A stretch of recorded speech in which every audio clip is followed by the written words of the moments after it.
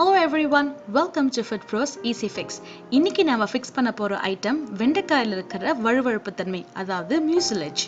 Easy ஃபிக்ஸோட மொதல் fix, வெண்டைக்காயை எப்பவுமே வெட்டும் போது உங்களோட சாப்பிங் போர்ட், உங்களோட கை, அதுக்கப்புறம் நீங்க நறுக்கிற கத்தி எல்லாமே ட்ரையா தான் இருக்கணும். ஸோ நீங்க வெண்டைக்காயை நல்லா கழுவிட்டு ஒரு டவலால நல்லா தொடச்சிட்டு அப்புறமா வெட்ட ஆரம்பிங்க.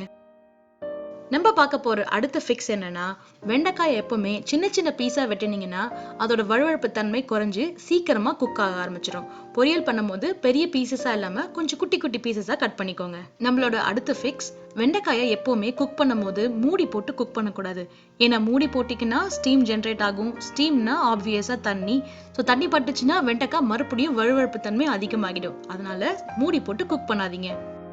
நம்ம பார்க்க போற நாலாவது ஃபிக்ஸ் என்னன்னா, உப்பு சேர்க்கறது. வெண்டைக்காயை குக் பண்ணும் போது எப்பவுமே உப்பை கடைசியா சேருங்க. ஏன்னா உப்பு போட்டா தண்ணி விட ஆரம்பிக்கும். தண்ணியை பார்த்தா நம்ம வெண்டைக்காய்க்கு சுத்தமா பிடிக்காது. ஸோ உப்பை கடைசியா சேருங்க. சரி, இதெல்லாம் நான் ஆல்ரெடி ட்ரை பண்ணியிருக்கேன். அப்பவும் வெண்டைக்காயில இருக்கிற வழுவழுப்பு போலன்னு ஃபீல் ஆகுறவங்களுக்கு 100% சக்சஸ் கொடுக்குற லாஸ்ட் டிப் இதோ. நம்ம வெண்டைக்காய்க்கு தண்ணி எப்படி பிடிக்கவே பிடிக்காதோ, புளிப்பா உள்ள ஐட்டம் அவருக்கு ரொம்ப பிடிக்கும். ஸோ நீங்க வெண்டைக்காய் வதக்கும் போது தயிர், இல்லைன்னா ட்ரை மாங்காய் பவுடர், வினிகர், லெமன் ஜூஸ், இல்லை புளி, இது எதையாவது ஒன்றத்தை சேர்த்து நீங்க வதக்கும் போது வழுவழுப்பு தன்மை சீக்கிரமாவே அடங்கிடும். வெண்டைக்காய் நேச்சுரலாவே ஒரு ஃபாலிக் ஆசிட் அதிகமா இருக்கிற ஒரு வெஜிடபிள். ஸோ பிரெக்னென்ட் லேடிஸ் இது மறக்காம வாரத்துக்கு ஒரு வாட்டியாவது சாப்பிடுங்க. உங்களுக்கு இந்த டிப்ஸ் எல்லாமே யூஸ்ஃபுல்லா இருக்கும்னு நினைக்கிறேன். மறக்காம ஃபுட் ப்ரோஸ்க்கு சப்ஸ்கிரைப் பண்ணுங்க.